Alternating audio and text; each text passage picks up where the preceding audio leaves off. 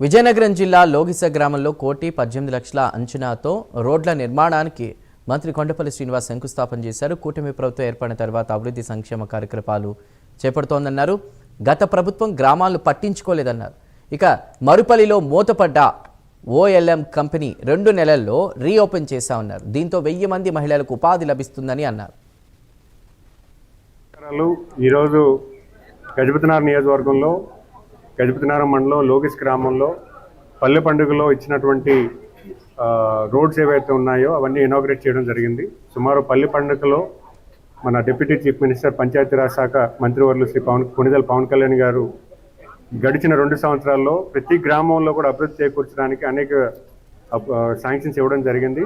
ముఖ్యంగా ఈ లోగిస్ గ్రామంలో ₹1,00,00,000 శాంక్షన్ ఇవ్వడం జరిగింది. ఈ ₹1,00,00,000 15 లక్షలు శాంక్షన్ ఇస్తే దాంట్లో 90 లక్షల వరకు గ్రౌండ్ అయ్యాయి. ఈ వర్క్స్ అన్నీ కూడా ఈరోజు ఇనాగ్రేట్ చేయడం జరిగింది. చాలా సంతోషకరం. ఎందుకంటే గత గవర్నమెంట్ గ్రామాలు వదిలేసే గ్రామ అభివృద్ధి పట్ల పూర్తిగా విచ్ఛిన్నం చేసింది.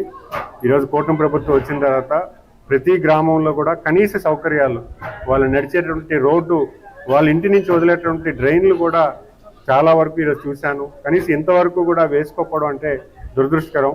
గత తెలుగుదేశం ప్రభుత్వంలో కొంతవరకు చేసుకుంటే ఈ ప్రభుత్వంలో, ఈ కూటమి ప్రభుత్వంలో మిగతా వర్క్స్ కూడా చేయడం జరిగింది. చాలా సంతోషకరం. ఈ గ్రామస్తులందరూ కూడా చాలా ఆనందం వ్యక్తం చేస్తున్నారు. ఎందుకంటే వాళ్ళు నివసించే చోట ఒక మెరుగైనటువంటి శుభ్రంగా ఉండేటువంటి పరిస్థితి ఈరోజు ఈ గ్రామాల్లో కలిగింది.